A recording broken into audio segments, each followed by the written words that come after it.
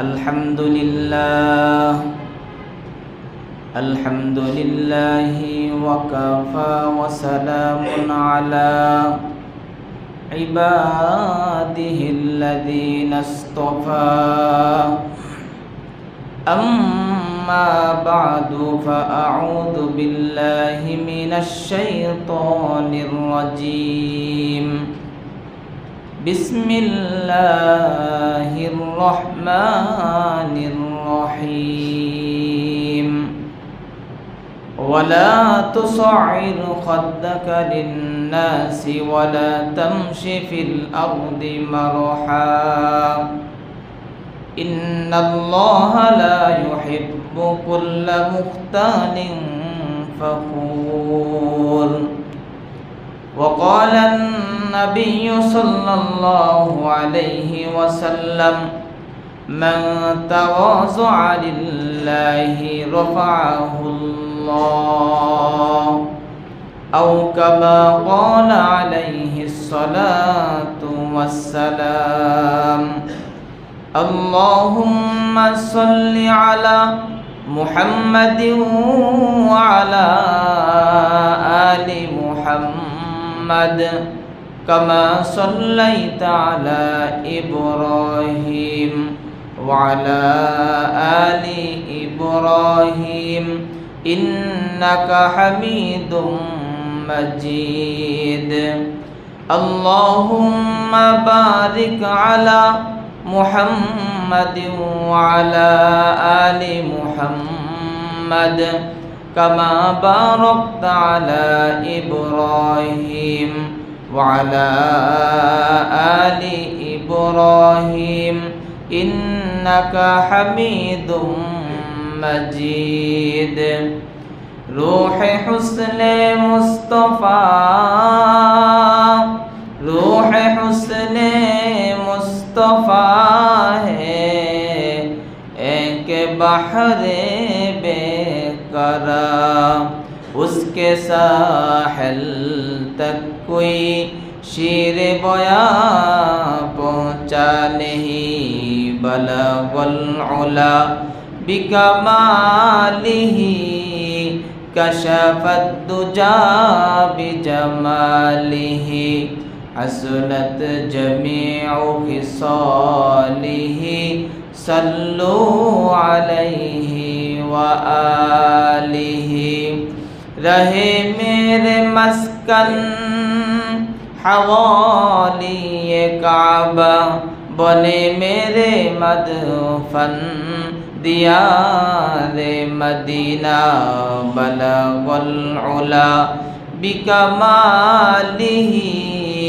कशफत दुजा बिजमालिही हसनत जमीउ खिसालिही सल्लु अलैहि व आलिही ला इलाहा इल्लल्लाह ला इलाहा इल्लल्लाह ला इलाहा इल्लल्लाह ला इलाहा इल्लल्लाह ला इलाहा इल्लल्लाह ला इलाहा इल्लल्लाह ला इलाहा इल्लल्लाह ला इलाहा इल्लल्लाह ला इलाहा इल्लल्लाह ला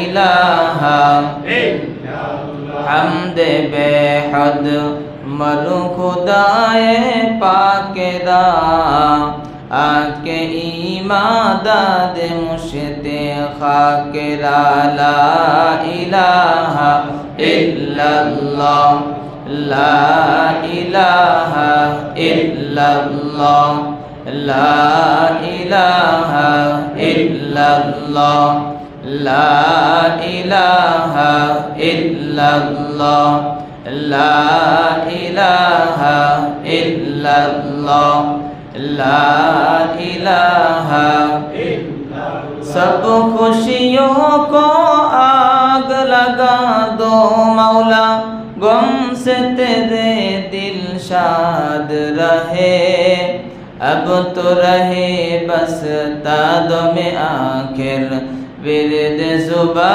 ऐ मेरे इला ला इलाहा इल्लल्लाह, ला इलाहा इल्लल्लाह, ला इलाहा इल्लल्लाह, ला इलाहा इल्लल्लाह, ला इलाहा इल्लल्लाह, ला इलाहा इल्लल्लाह, ला इलाहा इल्लल्लाह।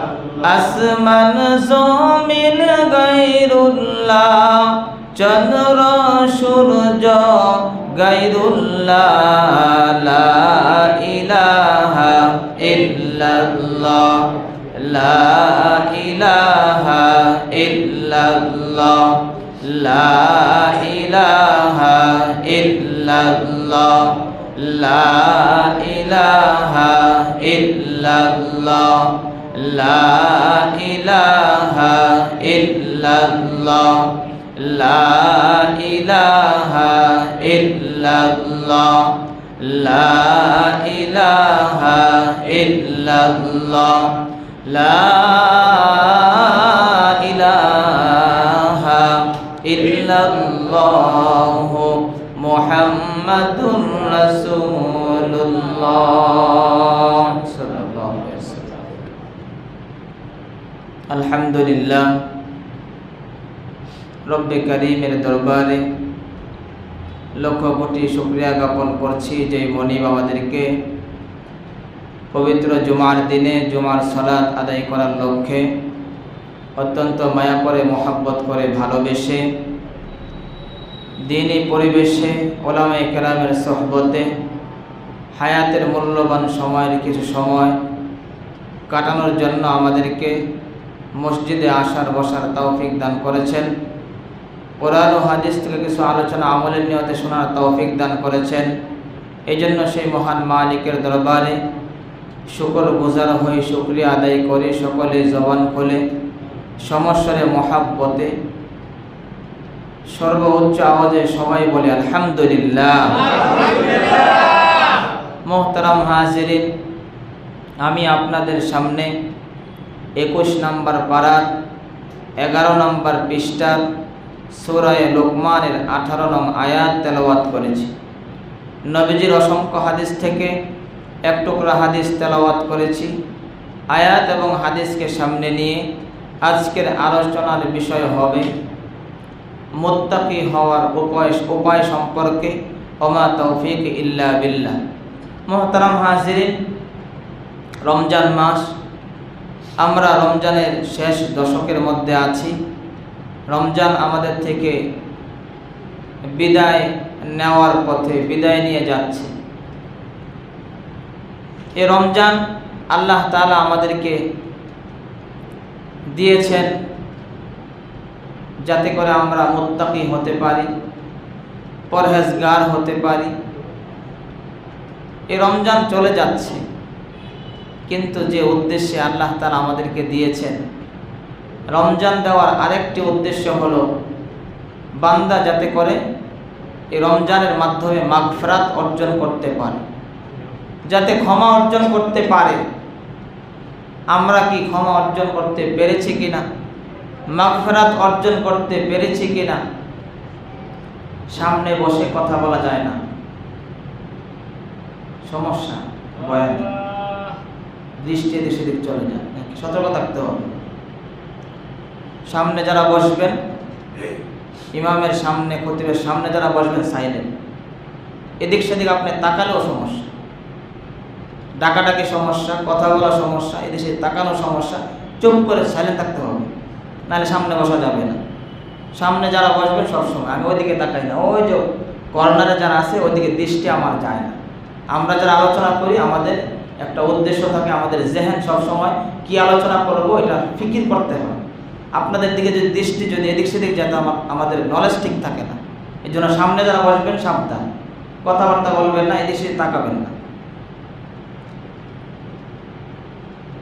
দুরূদ শরীফ পড়ি। আল্লাহুম্মা সাল্লি আলা মুহাম্মাদিন ওয়া আলা আলি মুহাম্মাদ কামা সাল্লাইতা আলা ইব্রাহিম ওয়া আলা আলি ইব্রাহিম ইন্নাকা হামিদুম মাজিদ।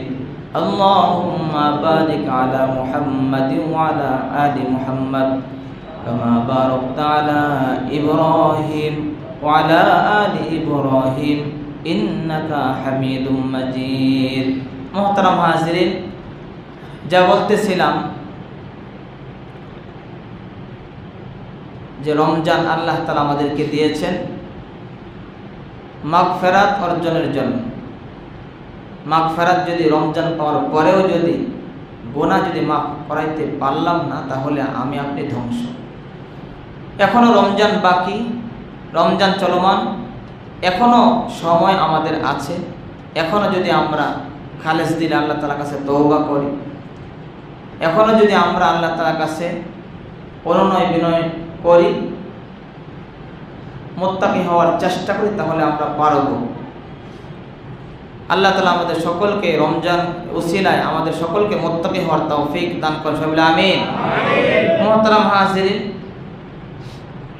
আল্লাহ তাআলা সবসময় বান্দার ভিতর দেখেন, বান্দার বাহ্যিক দেখেন না।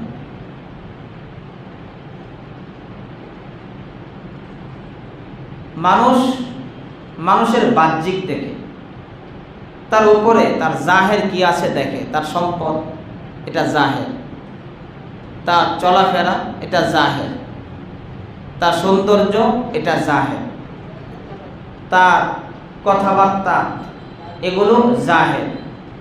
বান্দা সবসময় আরেকজনের জাহের দেখে, কিন্তু আল্লাহ তাআলা জাহের দেখেন না, বাতেন দেখেন, ভিতরের অবস্থা দেখেন।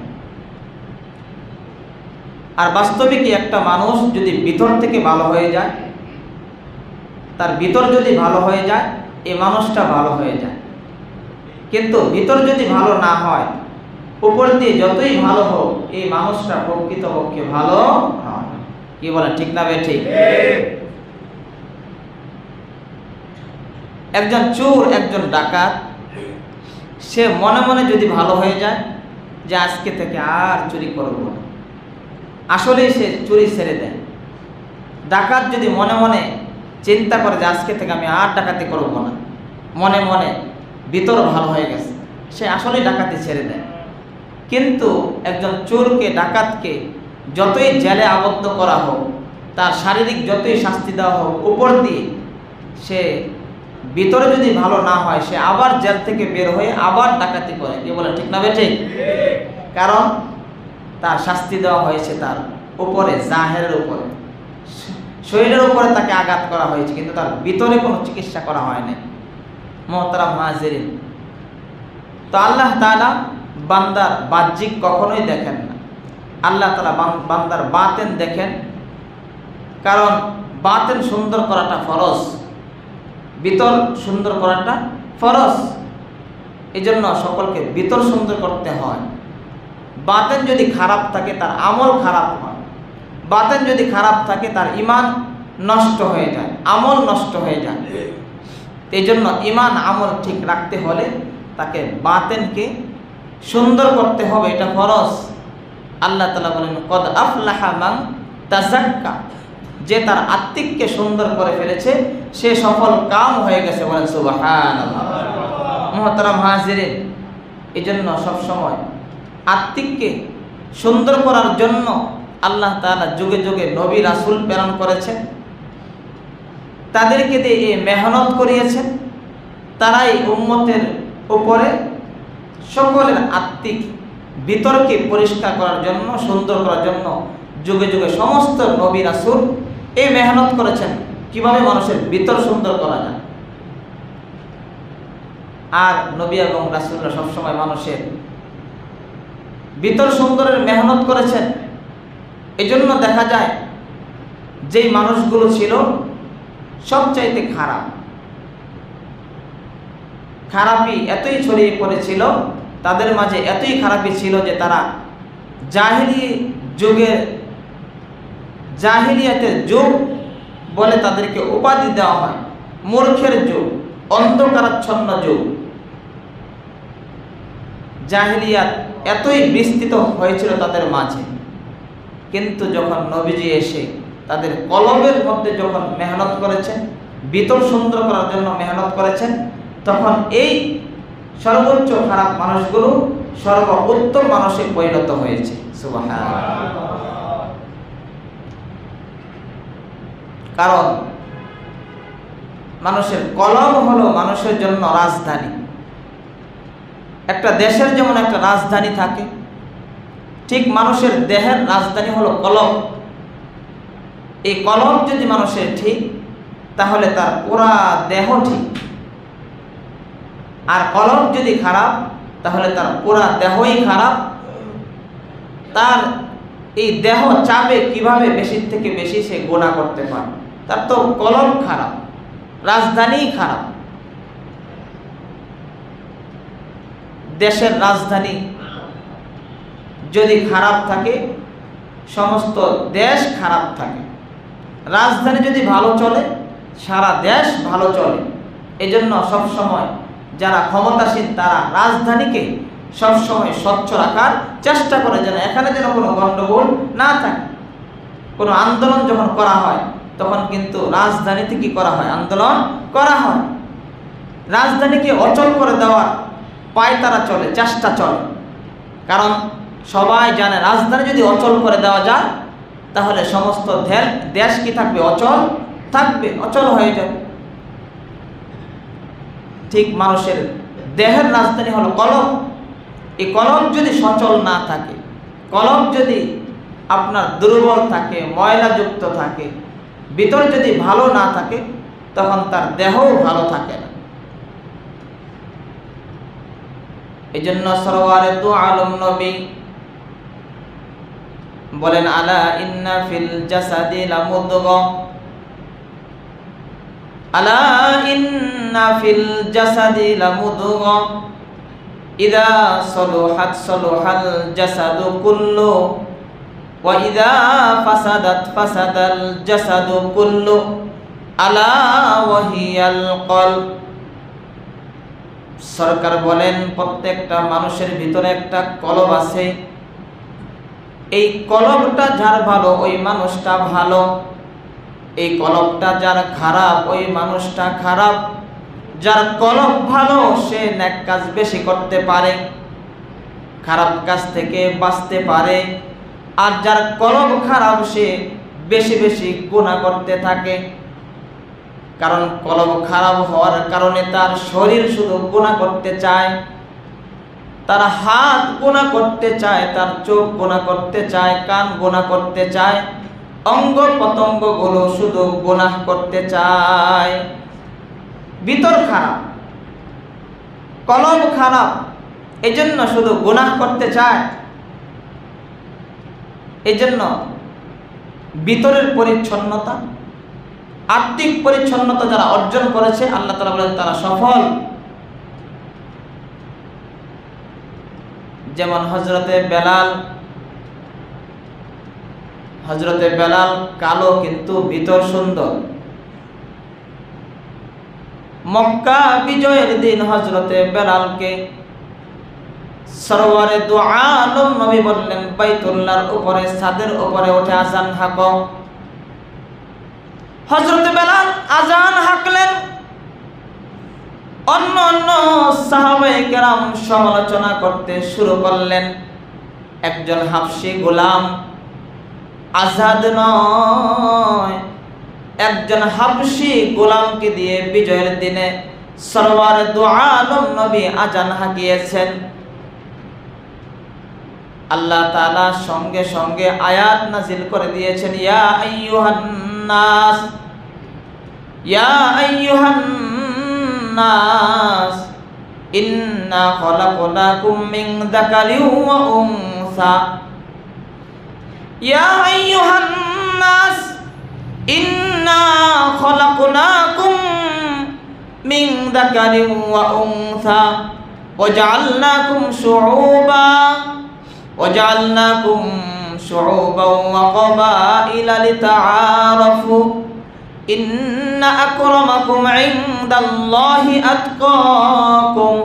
আল্লাহ তাআলা আয়াত নাযিল করে দিয়ে বলেন, এই সাহাবায়ে কেরাম তোমরা বেলালের সমালোচনা করো। হযরত বেলাল দেখতে সুন্দর নয়, দেখতে কালো, কিন্তু তার ভিতরটা হলো পরিচ্ছন্ন, ভালো।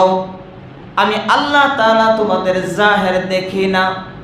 তোমাদের মধ্যে কে সুন্দর, তোমাদের মধ্যে কে কালো, তোমাদের মধ্যে কে বংশীয়ভাবে সর্বোচ্চ পর্যায়ে আছে, আমি আল্লাহ তাআলা দেখি না। তোমাদের মধ্যে কে ধনী কে গরিব, আমি আল্লাহ তাআলা দেখি না। ইন্না আকরামাকুম ইনদাল্লাহ, ইন্না আকরামাকুম ইনদাল্লাহি আতকাকুম। আমি আল্লাহ তাআলার কাছে সম্মানী আর প্রিয় হলো ওই সমস্ত বান্দা যাদের ভিতর ভালো, তারা আমি আল্লাহর কাছে প্রিয়। হযরতে বেলালের ভিতর ভালো, পরিষ্কার, স্বচ্ছ। এই জন্য তোমরা বংশীয়ভাবে উঁচু থাকতে পারো, সুন্দর থাকতে পারো, কিন্তু হযরতে বেলাল আমি আল্লাহ তাআলার প্রিয়, আমি আল্লাহ তাআলার কাছে। এই জন্যই আজকে এই বিজয়ের দিনে হযরতে বেলালকে দিয়ে আযান হাঁকানো হয়েছে। সুবহানাল্লাহ। মুহতারাম হাজিরিন, ইন্নাল্লাহা লা ইয়ানজুরু ইলা সুওয়ারিকুম ওয়ালাকিন ইয়ানজুরু ইলা কুলুবিকুম ওয়া আমালিকুম। নবীজি বলেন আল্লাহ তাআলা তোমাদের সূরত দেখেন না, ওয়ালাকিন ইয়ানজুরু কুলুবিকুম ওয়া আমালিকুম, তোমাদের কলব এবং আমল দেখেন, তোমাদের ভিতর দেখেন। আল্লাহ তাআলাও তোমাদের বাহ্যিক দেখেন না। মুহতারাম হাজিরিন, এই জন্য কলবি তহারত, কলবের পবিত্রতা যারা অর্জন করে তাদের নাম আসমানি খাতায় আল্লাহ তাআলার প্রিয় বান্দাদের লিস্টের মধ্যে তাদের নাম উঠে যায়। সুবহানাল্লাহ। কলবি তহারত যারা অর্জন করে আসমানি খাতায় তাদের নাম ওঠে যে তারা আল্লাহর প্রিয় বান্দা। কলবি তহারত এটা ফরজ। মুহতারাম হাজিরিন, মুত্তাকি হতে হলে কলবি তহারত অর্জন করতে হবে। কলবের যে রোগ আছে এই রোগ থেকে মুক্ত হতে হবে। হাকিমুল উম্মত মুজাদ্দিদুল মিল্লাত শাহ আশরাফ আলী থানভী রাহমাতুল্লাহি আলাইহি বলেন কলবের 10টি রোগ আছে। যদি বলেন কয়টি রোগ? 10টি। আর যদি বলেন কয়টি রোগ? 10টি। কলবের 10টি রোগ আছে। এই 10টি রোগ থেকে মুক্ত হতে হবে, তাহলে তারা মুত্তাকি হতে পারবে। আমরা তো দেহের চিকিৎসা করি, শরীরে জ্বর হলে, ফোড়া হলে আমরা চিকিৎসা নেই দেহের, আমরা কলবের চিকিৎসা নেই না। কিন্তু দেহের যেমন চিকিৎসা আছে কলবেরও চিকিৎসা আছে। দেহের যেমন চিকিৎসা করাতে হয় কলবেরও চিকিৎসা করাতে হয়। কলবের 10টি রোগের মধ্যে একটি রোগের নাম হলো অহংকার। অহংকার এমন এক রোগ যার মাধ্যমে ঈমান নষ্ট হয়ে যায়, আমল নষ্ট হয়ে যায়। কি বলেন, আমাদের মাঝে অহংকার আছে না নাই? সবাই বলেন আছে না নাই? কম না বেশি? কি পর্যায়ে যে অহংকার সমাজে বিরাজ করে এটা ভাষায় প্রকাশ করা সম্ভব নয়। এটা কলবের একটা রোগ, অহংকার। অথচ আল্লাহ তাআলা বলেন ইন্নাল্লাহা লা ইউহিব্বু কুল্লা মুখতালিন ফাখুর। আল্লাহ তাআলা অহংকারকারীকে ভালোবাসেন না। যারা অহংকার করে, দাম্ভিক করে চলাফেরা করে, আল্লাহ তাআলা ওই সমস্ত বান্দাদেরকে পছন্দ করে না। ওয়ালা তুসাইল খাদ্দাকা লিন-নাস, আল্লাহ তাআলা বলেন ওয়ালা তুসাইল খাদ্দাকা লিন-নাস, ওয়ালা তামশি ফিল আরদি মারহা, অহংকার বশত তোমরা মানুষকে অবজ্ঞা করো না। তুমি ধনী এই জন্য তুমি গরিবকে অবজ্ঞা করো না। তুমি নেতা এই জন্য তোমার অধীনস্থদেরকে অবজ্ঞা করো না। ওয়ালা তামশি ফিল আরদি মারহা, জমিনের মধ্যে তুমি দাম্ভিকভাবে চলাফেরা করো না।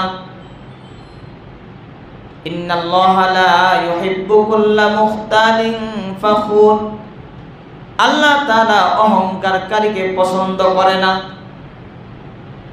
আল্লাহ তাআলা যেহেতু অহংকারকারীকে পছন্দ করে না, তাহলে বোঝা যায় অহংকার রাখা ভালো না। জোরে বলেন ঠিক না বেঠিক? অহংকার যার ভিতরে আছে সে মুত্তাকি হতে পারবে না। অহংকারকে দূর করতে হবে, এই জন্য চিকিৎসা নিতে হয়। যারা হক্কানি পীর হয় এমনিতেই হয়ে যায় না, অহংকারকে তারা নিষ্পেষিত করে তারপরে পীর হয়। যেমন শাহ আবু সাঈদ গঙ্গুহি রহমতুল্লাহি আলাইহি, শাহ নিজামুদ্দিন বলকি রহমতুল্লাহি আলাইহির দরবারে যাবে। শাহ আবু সাঈদ গঙ্গুহি রহমতুল্লাহি আলাইহি শাহ নিজামুদ্দিন বলকি রহমতুল্লাহি আলাইহির কাছে যখন বলকে যায়, শাহ নিজামুদ্দিন বলকি রহমতুল্লাহি আলাইহি ওনার ইস্তেকবালের জন্য শহরের বাহিরে বের হয়ে আসে। ওনাকে সংবর্ধনা দেওয়ার জন্য, ইস্তেকবাল করার জন্য শহরের বাহিরে এসে ওনাকে সংবর্ধনা নিয়ে বাড়িতে নিয়ে যায়। বাড়িতে নিয়ে গিয়ে নিজ আসনের মধ্যে শাহ আবু সাঈদ গঙ্গুহি রহমতুল্লাহি আলাইহিকে বসায়। শুধু তাই নয়, প্রতিদিন তার সামনে প্রতিদিন মজার মজার খাবার তার সামনে পরিবেশন করে। কারণ হলো তিনি হলেন তার শায়েখ জাদা, যার কাছ থেকে তিনি এই চিশতিয়া সাবরিয়া তরিকার খেলাফত যার কাছ থেকে পেয়েছেন, তার সাহেবজাদা হলেন শাহ আবু সাঈদ গঙ্গুহি রহমতুল্লাহি আলাইহি। এজন্য সাহেবজাদাকে খুব আপ্যায়ন আদর যত্ন করতেছে। কয়েকদিন পরে শাহ আবু সাঈদ গঙ্গুহি বলে, হযরত আমি বাড়ি ফিরে যেতে চাই। শাহ নিজামুদ্দিন বলকি রহমতুল্লাহি আলাইহি কতগুলো স্বর্ণ মুদ্রা তাকে উপঢৌকন হিসাবে দিয়ে বলে, যাও এই উপঢৌকন নিয়ে বাড়ি ফিরে যাও। শাহ আবু সাঈদ গঙ্গুহি বলে, দুনিয়ার সম্পদ নেওয়ার জন্য আমি আপনার কাছে আসি নাই। বলে, কেন এসেছ? বলে, আপনি আমার দাদার কাছ থেকে যে আখিরাতের যে সম্পদ, যে ইলমে মারিফত আপনি নিয়ে এসেছেন, ওই ইলমে মারিফত নেওয়ার জন্য আমি আপনার কাছে এসেছি। এই কথা শোনা মাত্র শাহ নিজামুদ্দিন বলকি রহমতুল্লাহি আলাইহির চেহারা লাল হয়ে যায়। সঙ্গে সঙ্গে বললেন, যাও উপঢৌকনগুলো রেখে কুকুরের আস্তা বলে তুমি চলে যাও।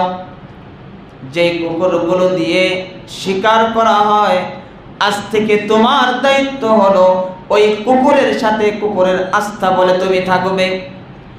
আর তোমার দায়িত্ব হলো ওই কুকুরগুলোকে তুমি খাওয়াবে, ওই কুকুরগুলোকে তুমি দৈনিক গোসল করাবে, পরিষ্কার পরিচ্ছন্ন রাখবে। যাও কুকুরের আস্থা বলে গিয়ে থাকবে, আর তোমার কাজ এইটা। শাহ আবু সাঈদ গঙ্গুহি রহমতুল্লাহি আলাইহি কুকুরের আস্থা বলে থাকতে থাকেন, আর কুকুরগুলোকে প্রতিদিন পরিষ্কার করায়, গোসল করায়, খাবার দাবার দেয়। 3-4 মাস পরে শাহ নিজামুদ্দিন বলখি রহমাতুল্লাহি আলাইহি ওই কুকুরের আস্থা বলে পরিষ্কার পরিচ্ছন্ন যে করে তাকে ডাকলেন, ডেকে বললেন, ওই আস্থা বলে শাহ আবু সাইদ গঙ্গোহী রহমাতুল্লাহি আলাইহি আছে, তুমি আস্থা বল আজকে পরিষ্কার করে এই কুকুরের ময়লা আবর্জনা বিষ্ঠাগুলো তুমি যখন টুকরিতে নিয়ে যখন রওনা হবে, তুমি ইচ্ছে করে তার উপরে কিছু ময়লা ফেলে দিবে। কিছু ময়লা ফেলে দিয়ে সে কি বলে তুমি আমার কাছে বলবে। এবার ওই কর্মচারী আস্তাবল পরিষ্কার করে কিছু ময়লা টুকরির মধ্যে নিয়ে হঠাৎ করে বাহানা করে কিছু ময়লা তার উপরে ফেলে দেয়। শাহ আবু সাইদ গঙ্গোহী রহমাতুল্লাহি আলাইহি চোখ বড় বড় করে তাকিয়ে লাল চোখে কপালকে ভ্রু কুঞ্চিত করে বলে, এই কর্মচারী, আজকে যদি তুমি আমার গঙ্গুহে হতে তাহলে আজকে আমি তোমাকে মজা দেখাতাম। ভিতরে অহংকার, আজকে যদি তুমি গঙ্গুহে হতে তুমি দেখতে তোমার কি হাল হয়। কর্মচারী গিয়ে বলে নিজামুদ্দিন বলখি রহমাতুল্লাহি আলাইহির কাছে বলে, এই আজকের খবর, উনি আমাকে এই কথা বলেছেন। শাহ নিজামুদ্দিন বলখি রহমাতুল্লাহি আলাইহি বলে, ভিতরে অহংকার, ভিতরে কি পরিমাণ অহংকার। ঠিক আছে, যাও। আরো এইভাবে 2 মাস চলে যায়। 2 মাস পরে আবার একই নির্দেশ দিয়ে বলে, তুমি আজকেও একই কাজ করবে। আর সে কি বলে তুমি আমাকে বলবে। আবার 2 মাস পরে যখন এমন ভাবে যখন ময়লা গায়ের উপরে ফেলে দেয়, ওই দিন জবান দিয়ে আর কিছু বলে না, কিন্তু বড় বড় চোখ করে তার দিকে তাকিয়েছে। আবার যখন এই সংবাদ আবার যখন পৌঁছায়, শায়েখ নিজামুদ্দিন বলখি রহমাতুল্লাহি আলাইহি বলে, এখনো অহংকার ভিতর থেকে যায় নাই। এভাবে আবার 2 মাস চলে যায়। আবার 2 মাস পরে আবার যখন ময়লা গায়ের উপরে ফেলে দেয়, এবার ওই কর্মচারীর পা জড়িয়ে দিয়ে বলে, ভাই, আমার ভুল হয়ে গেছে, আমার শরীরের সাথে ধাক্কা লেগে আপনার ময়লাগুলো পড়ে গেছে, আমার কারণে আপনার কষ্ট। এই কথা বলে পা জড়িয়ে ধরে ক্ষমা চাইতেছে, আর ময়লাগুলো নিজ হাতে টুকরির মধ্যে উঠিয়ে দিতেছে। নিজের গায়ের মধ্যেও ময়লা, যে ময়লাগুলো পড়েছে ওই ময়লাগুলো নিজ হাতে উঠিয়ে টুকরিতে রাখতেছে, আর পা জড়িয়ে দিলে বলে, ভাই, আমার ভুল হয়ে গেছে, আমার জন্য আপনার কষ্ট হইতেছে। কর্মচারী যখন শাহ নিজামুদ্দিন বলখি রহমাতুল্লাহি আলাইহির কাছে এই সংবাদ যখন দেয়, শাহ নিজামুদ্দিন বলখি বলে, হ্যাঁ, মনে হয় অহংকার কিছুটা দূর হয়েছে। যাও যাও, আজকে সন্ধ্যাবেলা একটা কুকুর, একটা মজবুত শক্তিশালী কুকুর রেডি করো, আমি শিকারে বের হব। এবার শাহ নিজামুদ্দিন বলখি রহমাতুল্লাহি আলাইহি ঘোড়ার উপর চড়ে শিকারে বের হয়েছেন। আর শাহ আবু সাইদ গঙ্গু রহমাতুল্লাহি আলাইহি একটা মজবুত কুকুরের গলার মধ্যে রশি লাগিয়ে চলতেছেন। জঙ্গলের মধ্যে চলে গেছে। কুকুর যখন কোনো শিকার দেখে দৌড় দেয়, উনি পাতলা চিকন মানুষ, দুর্বল মানুষ, কুকুরকে কন্ট্রোল করতে পারে না। এই জন্য কুকুরের রশিকে কোমরের সাথে বেঁধে ফেলেছে নিয়ন্ত্রণ করার জন্য। কিন্তু যখন কুকুর কোনো শিকারী দেখে তখন দৌড় দেয়, কুকুরকে কন্ট্রোল করতে পারে না, উনি মাটির মধ্যে পড়ে যায়, গড়াগড়ি খায়। কোনো ইট পাটকেলের মধ্যে লেগে, পাথরের মধ্যে লেগে শরীর ক্ষত বিক্ষত হইতেছে। শাহ নিজামুদ্দিন বলখি রহমাতুল্লাহি আলাইহি দেখতেছেন শাহ আবু সাইদ গঙ্গু এত কষ্ট করার পরেও কিছুই বলে না, শরীর ক্ষত বিক্ষত, তারপরেও কিছুই বলতেছে না। শিকার শেষে আবার বাড়িতে এসে বলে শাহ আবু সাইদ গঙ্গুকে ডাকো। বুকের মধ্যে জড়িয়ে দিয়ে বললেন, এ আবু সাইদ গঙ্গু, যাও বাড়িতে যাও, আজকে থেকে তুমি বাড়িতে যাও। যে ইলমে মারিফত আমি তোমার দাদার কাছ থেকে নিয়ে এসেছিলাম, মারিফতের যেই নূর আমি তোমার বাবা দাদার কাছ থেকে নিয়ে এসেছিলাম, আজকে থেকে ওই নূর আমি তোমাকে দিয়ে দিলাম, তোমার অর্জন হয়ে গেছে। বাড়িতে যাও, বাড়িতে গিয়ে এখন তুমি তোমার কাজ করতে থাকো। মুহতারাম হাজিরিন, শাহ নিজামউদ্দিন বলখি রহমাতুল্লাহি আলাইহি ওই রাত্রে তার পীরকে স্বপ্ন দেখে। আব্দুল কুদ্দুস গঙ্গোহী রহমাতুল্লাহি আলাইহি বলে, ও শাহ নিজামউদ্দিন বলখি, আমার নাতি থেকে তুমি যেই মেহনত তুমি নিয়েছো, আমি এত কষ্ট এত মুজাহাদা কিন্তু তোমার কাছ থেকে নেই নাই। সকালবেলা শাহ আবু সাইদ গঙ্গুকে ডেকে উনি খেলাফত দিয়েছেন আর বলেছেন, যাও চিশতিয়া সাবরিয়ার তরিকার যে ফয়ুজ আমি এনেছিলাম আজকে থেকে তোমাকে দিলাম, তুমি বাড়িতে গিয়ে তুমি কাজ শুরু করে দাও। বলে সুবহানাল্লাহ। মুহতারাম হাজিরিন, অহংকার ভিতর থেকে দূর করেছেন, এটার চিকিৎসা নিয়ে তারপরে এই অহংকারকে ভিতর থেকে দূর করে তারপরে মুত্তাকির খাতায় নাম লেখাতে হয়। আমরা কি অহংকার দূর করার জন্য আজও কোনো মেহনত করেছি? আজও কারো কাছে গিয়েছি? না, আর উল্টো আমরা ফতুয়া দিয়ে বসি, পীর ধরতে হয় না। মা বাবা যতদিন থাকে মা বাবাই আমার পীর, পীর ধরতে হয় না। পীর ধরার কি প্রয়োজন? কি বলেন? বলে কি বলে না? জোরে বলে কি বলে না? এমনিতেই কারো সোহবত ছাড়া নিজে নিজে মুত্তাকি হওয়া যায় না। আপনি যেমন ভালো একজন ড্রাইভার হতে হলে ভালো একজন ড্রাইভারের সহযোগিতা প্রয়োজন হয়, নিজে নিজেই যদি সব করা যেত তাহলে আর আরেকজনের সহযোগিতা প্রয়োজন হতো না। জোরে বল ঠিক না ঠিক?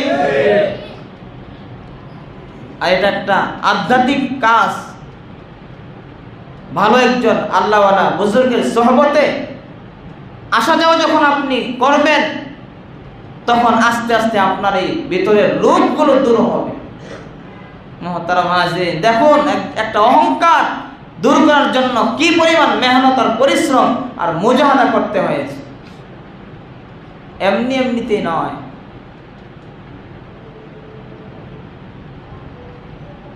বর্তমানে দেওয়ানার পীর শাহ হুজুর অধ্যক্ষ মিজানুর রহমান সাহেব সাহেবতক মাদ্রাসার মসজিদে ইসলাহি মাহফিলে বয়ান করেছিলেন।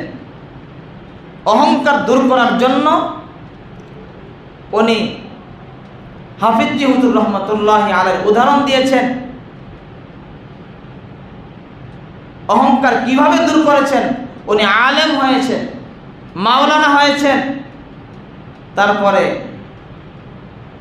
ওনাকে ওনার পীর বলেছেন যে তুমি মাওলানা হয়েছ, তুমি এখন থেকে মক্তবে পড়াবে। মাওলানা হলে বড় বড় কিতাব পড়াতে হবে তা না, মক্তবে উর্দু কায়দা পড়াবে।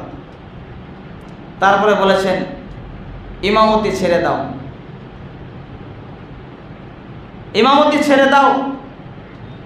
ছেড়ে দিয়ে বলেছেন তুমি যে মসজিদে ইমামতি করেছ ওই মসজিদের দরজায় দাঁড়িয়ে বলবে, ভাই আমার ভিতরে অহংকার আছে, আমি অহংকারকে দূর করতে চাই, আমি আপনাদের কাছে ক্ষমা চাই, আপনারা আমাকে ক্ষমা করবেন আর দোয়া করবেন যেন আমার অহংকার দূর হয়।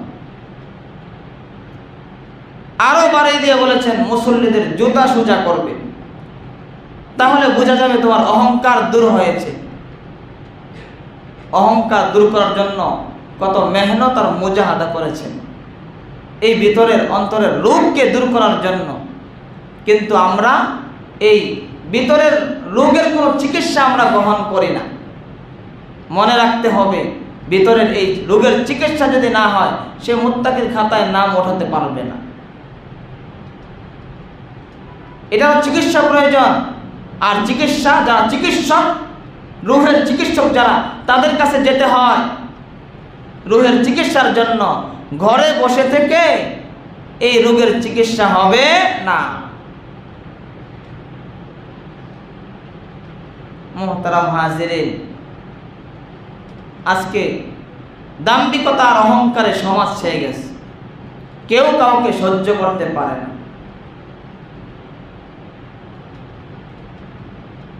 কারো অহংকার মুখে, কারো অহংকার মুখে, মুখ দিয়ে যত অহংকার, কারো অহংকার ক্ষমতা।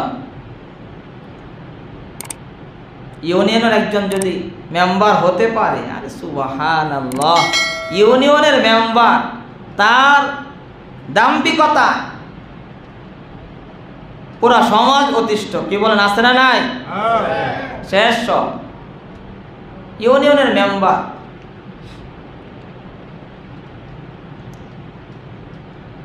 কারো অহংকার সৌন্দর্যে। সমাজের মধ্যে কেউ যদি একটু দেখতে স্মার্ট হয়, উঁচা লম্বা, বডিটা ভালো, হারার সময় একবার এরকম করে, একবার এরকম করে, হ্যাঁ, আবার বোতাম সামনে এক দুইটা খুলে, একটা স্বর্ণের চেন গলার মধ্যে, একটা কি স্বর্ণের চেন পরেছে, এটা তো দেখাতে হবে। এদিক দিয়ে দু একটা বোতাম না খুলে তারপরে হাঁটে, যাতে করে স্বর্ণের চেনটা দেখা যায়। এটা পোশাকের অহংকার। স্বর্ণের চেন পরা কি জায়েজ না হারাম? পুরুষের জন্য স্বর্ণের চেন পরা জায়েজ না হারাম?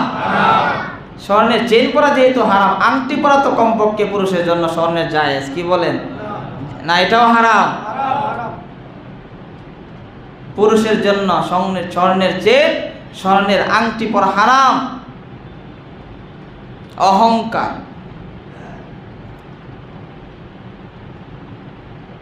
সরওয়ারে দু আলম নবীর এক সাহাবী স্বর্ণের আংটি পরে নবীজির সামনে এসেছে। সরওয়ারে দু আলম সাহাবীর হাত থেকে আংটিটা খুলে ছুঁড়ে ফেলে দিলেন, ছুঁড়ে ফেলে দিলেন আর বললেন, এই সাহাবী, স্বর্ণের আংটি পরেছ, পুরুষের জন্য কি স্বর্ণের আংটি জায়েজ? পুরুষের জন্য স্বর্ণের আংটি পরা হারাম। স্বর্ণের আংটি কেন পরেছ? সরওয়ারে দু আলম নবী কথা বলতে বলতে স্বর্ণের আংটিটা খুলে ছুঁড়ে ফেলে দিয়ে সরওয়ারে দু আলম নবী কথা শেষ করে রওনা হয়েছেন। সাহাবী পিছনে পিছনে নবীজি রওনা হয়। অন্য সাহাবীরা বলে, এই সাহাবী, স্বর্ণের আংটি ফেলে যাচ্ছ, স্বর্ণের আংটিটা নিয়ে যাও। তুমি পড়তে না পারো, তোমার পরিবার পড়তে পারবে, তোমার ফ্যামিলি, তোমার মেয়ে, তোমার স্ত্রী, তারা পড়তে পারবে, তোমার কাজে আসবে। সাহাবী বলে, না না, যে আংটি আমার নবীজি ছুঁড়ে ফেলে দিয়েছেন, ওই আংটিতে আমি হাত লাগাবো না। সুবহানাল্লাহ।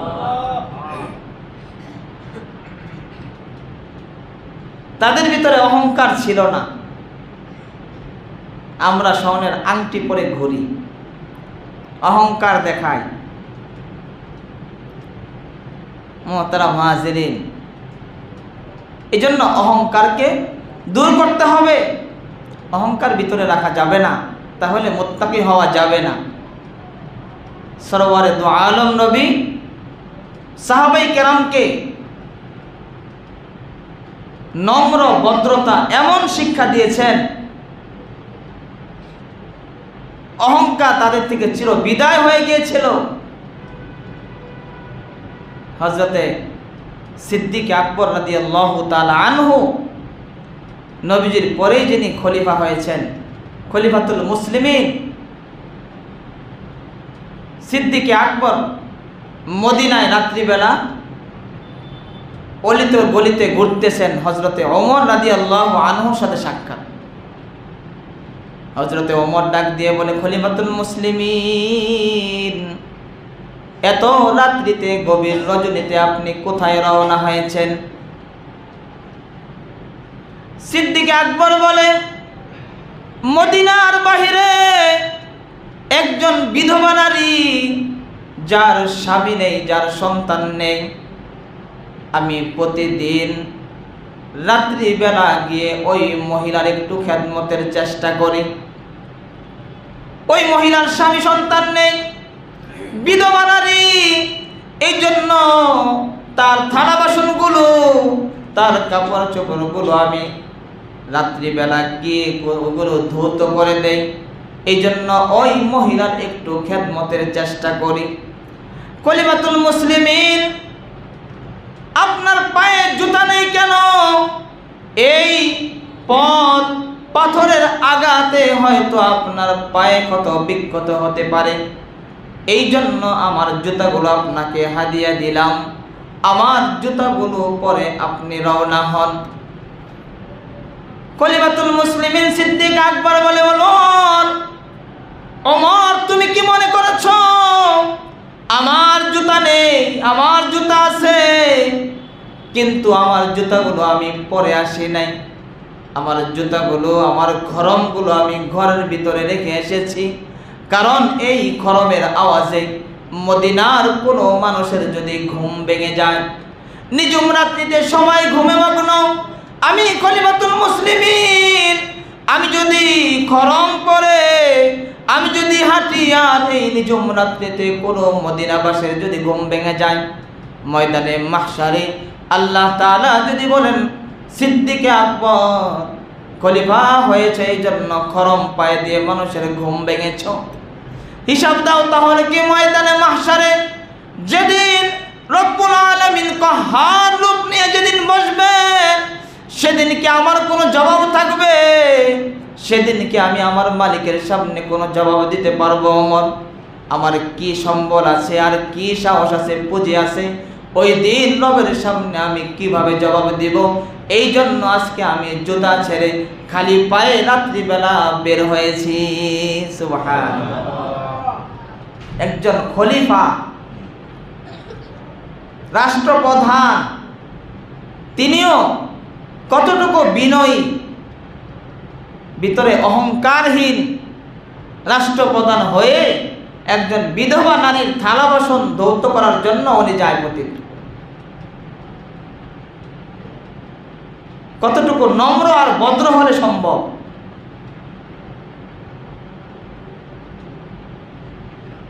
শুধু তাই নয়, হযরতে ওমর রাদিয়াল্লাহু তাআলা আনহু যখন খলিফা হয়েছেন, খলিফাতুল মুসলিমিন হয়েছেন, হযরতে ওমর রাদিয়াল্লাহু আনহু জেরুজালেমের উদ্দেশ্যে রওনা হবে। মন্ত্রী পরিষদ বলে, খলিফাতুল মুসলিমিন, আপনার সাথে কি ধরনের বাহিনী আমরা পেশ করব? আপনার সেবা শুশ্রূষা, আপনাকে টেকেল দেওয়ার জন্য কি বাহিনী লাগবে? এত দূরের পথ আমরা কি বাহিনীকে আপনার সাথে দেব? হযরতে ওমর বলে, না না, কোনো বাহিনী দেওয়ার প্রয়োজন নাই, সিকিউরিটির দরকার নাই। আমি একজন গোলাম নিয়ে যাব, আমার গোলাম, একজন গোলাম আরেকটা উট নিয়ে আমি জেরুজালেমের উদ্দেশ্যে রওনা হব। কোনো সিকিউরিটি গার্ড আমার প্রয়োজন হবে না। অর্ধ জাহানের খলিফা, খলিফাতুল মুসলিমিন, একটা ইউনিয়ন নয়, একটা পৌরসভা নয়, একটা জেলা নয়, আর বাংলাদেশ নয়, অর্ধ জাহানের বাদশা খলিফাতুল মুসলিমিন ওমর। হযরত ওমর বলে, কোনো গার্ডের প্রয়োজন নাই। গোলাম নিয়ে হযরত ওমর জেরুজালেমের উদ্দেশ্যে রওনা হয়ে যায়। 3 মাইল যাওয়ার পরে আবার বলে, এই গোলাম, আমি 3 মাইল উটের পিঠে চড়ে এসেছি, এবার তোমার পালা, তুমি আবার উঠবা, তুমি 3 মাইল যাবে। তুমি এতক্ষণ যাবত উটের রশি টেনেছ, মরুভূমির প্রান্তরে তুমি হেঁটে হেঁটে চলেছ, আমি উটের পিঠে ছিলাম, এখন তোমার পালা, তুমি উটের পিঠে 3 মাইল বসবে, আর আমি ওমর উটের রশি টেনে টেনে সামনে চলবো।